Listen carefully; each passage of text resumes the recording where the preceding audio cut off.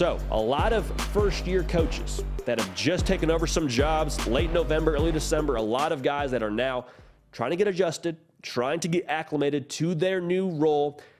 Within a few short weeks, how are they doing?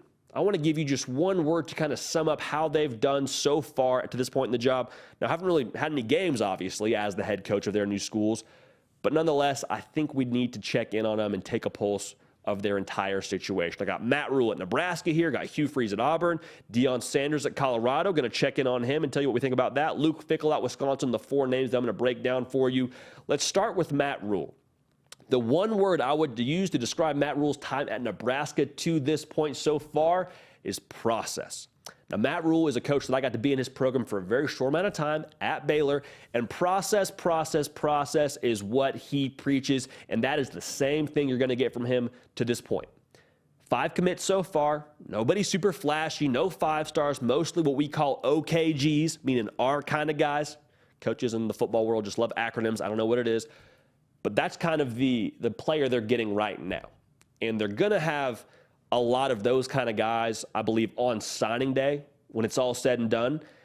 My thought for them and kind of how Matt Rhule has done things is they're going to get their kind of guys in-house and develop them. We'll take the 3-star, turn them into a second-round NFL draft pick. We'll take the fast wide receiver who we can add some weight to and we can scheme up correctly and get him into the college weight room. Like, that's the kind of guy they're happy to take and develop and then win with. And in the Big Ten West, quite frankly, that's all you need. If you can out-develop and out-evaluate, you have a chance to win that side of the conference. Now, going away with divisions here pretty soon, so they better do that quick, fast, and in a hurry. But our kind of guys is who Matt Rhule is going after, and they've done a pretty good job of it so far. Again, 5 commits, like I had already mentioned. Keep an eye on them to be a player in the portal. Similar to what I said about OKGs, I still think they'll go after their kind of guys in the portal, but just keep an eye on them to be a player, because I think Matt Rhule, with the world he comes from, most recently being with the Carolina Panthers, he's able to acquire talent effectively as well. So just keep an eye on that. Now, in terms of his staff, a lot of familiar faces. Marcus Satterfield was a tight end coach for him at Baylor. He's now going to be the offensive coordinator. He was previously the offensive coordinator at South Carolina, responsible for a lot of the success they had with Spencer Rattler. Kind of mixed opinions among the South Carolina crowd, but familiar face, sticking to his process, sticking with his guys. That's who he's got at OC. Now, Corey Campbell was an assistant strength coach for him at Baylor, and he is now the head strength coach for Nebraska. And those of you that know Nebraska football, strength conditioning, that is kind of the calling card for who they want to be. They're going to be tough, they're going to be physical, and it all starts in the weight room. Now, quick story on Corey Campbell. When I was at Baylor, for the short amount of time that I was, he was my coach in the rack. For those of you unfamiliar, you have different coaches assigned to the different stations throughout the weight room. I mean, there's probably upwards of 20 different racks across the weight room. Corey Campbell was my coach. To give you the kind of vibe that Corey Campbell brings to a program, it's max squat day. I'm feeling good, get under the bar, hit a new PR. I'm juiced. Everyone around me is juiced. I'm feeling good. Corey Campbell thought that it looked a little bit too light for his liking. So while everybody's going crazy around me, he whispers in my ear, "How about you put some weight on the bar?" Made the hair on the back of my neck stand up. I felt challenged, was able to put more weight on the bar, do better. Here's the bottom line. Corey Campbell is going to get the best out of that roster. He's going to push them, and that's the kind of energy that he's bringing to Nebraska. So I'm excited to see what they look like in game 1, because I promise you, it will not be the same kind of product they had on the field a year ago. So for Matt Rhule, for that staff, it's all about process. It's not going to look flashy this offseason. It's just not. Promise you, he's fine with that. Trust the process, because that's what's happening right now in Lincoln, Nebraska. If you subscribe to the channel, we want you at the party. No time like the present. Coaching hires, transfer portal, recruiting season, games still to be played. We want you at the party. College football doesn't take a break. Neither do we on this program. Make sure you're locked in. Make sure you're subscribed with us. Also, follow me on the socials at JD Fickell on Twitter and on Instagram. Hugh was hired by Auburn November 29th. And the best verbiage I could put to Hugh being hired is getting aligned. You know, when you go to the chiropractor, you're sore, you're not feeling great. And next thing you know, chiropractor puts you in some sort of headlock or chest hold, whatever it is, and just snaps everything back into place.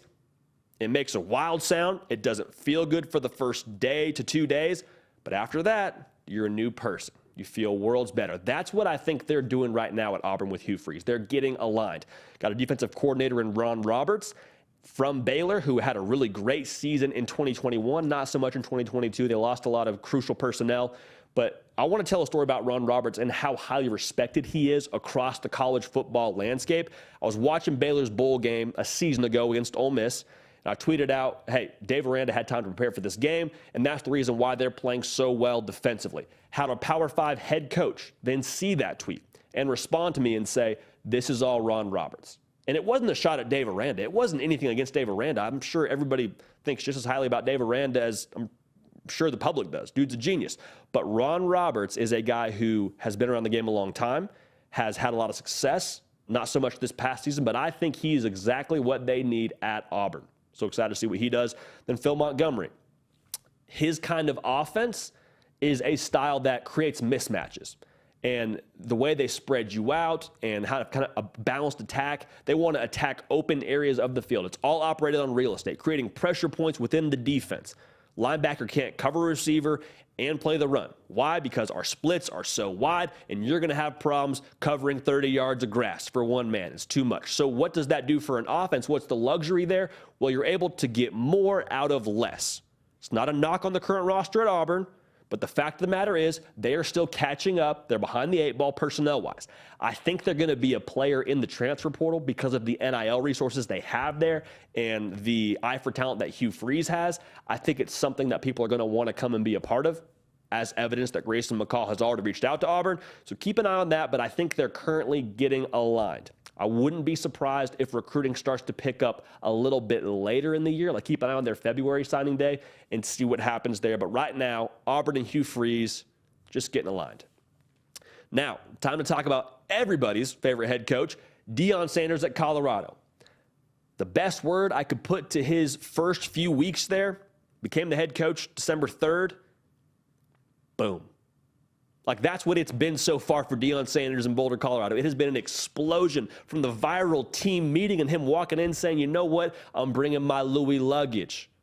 That's how we're going to get down here. I'm bringing my guys here. We're going to do things a different way. I'm resetting the standard for everybody in this room. If you're not with it, get out. Like, that kind of an entrance obviously creates a little bit of attention.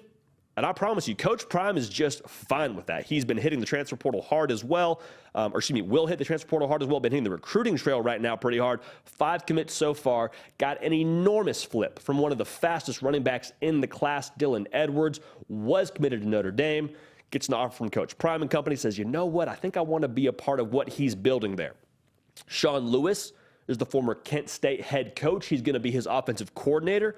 Very creative is the word that people use to describe him in terms of his offensive philosophy. So they're going to be fun to watch there. Charles Kelly, former safeties coach at Alabama, an elite recruiter, responsible for some big-time guys, getting them to Tuscaloosa. He's going to be the defensive coordinator. So far, if you're looking at just pieces they're getting onto their staff, there's a lot of excitement there. Keep an eye on what Coach Prime is doing. The most dangerous thing for folks, and I've said this before on this program, is if Deion Sanders gets proof of concept at the Power 5 level. At that point, I think it's just a bad deal for everybody else. Because we've seen it at Jackson State. We've seen him have success there at the FCS level. But if you're holding your breath at all, it's because, well, what's he going to do when he gets to the Pac-12? What's he going to do against better competition? If he proves, hey, we can be successful with how I do things here. I promise you, my formula, my methods, it works just fine. If they win, dare I say, 9 games this coming year, we're going to have a whole other conversation this time next year about the transfer portal and Coach Prime. But so far, in just the first week and a half to 2 weeks for Coach Prime, the word I would use to describe it, boom. Keep an eye on that. Luke Fickell out Wisconsin was hired November 27th, and it's something that's a little bit more of a slow build, in my opinion. If you build it, they will come. That's how I would describe his time so far. A great hire, getting Phil Longo from North Carolina to be his offensive coordinator, a unit that put up 33 points a game last season at North Carolina, so they're going to be a little bit of a different-looking Wisconsin program. How much do we know about Wisconsin being, 3 fullbacks on the field, 3 tight ends on the field kind of program? They're building it. Now, you lost Jim Leonard. He's going to leave after the bowl game. At first, looked like he was going to stay. A guy that coaches and players love. Players had an outpouring of support for him on Twitter after Luke Fickell was hired. So it's going to be something that I think is a little bit more of a push up the hill right now in terms of getting that ball to the top. But once it starts going downhill, Luke Fickell knows how to win. He knows how to install structure. So just wait. Just wait on this one. It doesn't have all the flashy headlines that some of these other coaches have, but keep an eye on Luke Fickell. Keep an eye on Wisconsin. His process works, and it's proven that it works just fine. So for Matt Rhule, installing his process, Hugh and company in Auburn, they're just getting aligned. Deion Sanders in Colorado making an entrance. And I promise you, talent acquisition will be a department that they absolutely knock it out of the park. And right now, talent acquisition is a way to win football games at the college football level. Luke Fickell in Wisconsin, a slower build.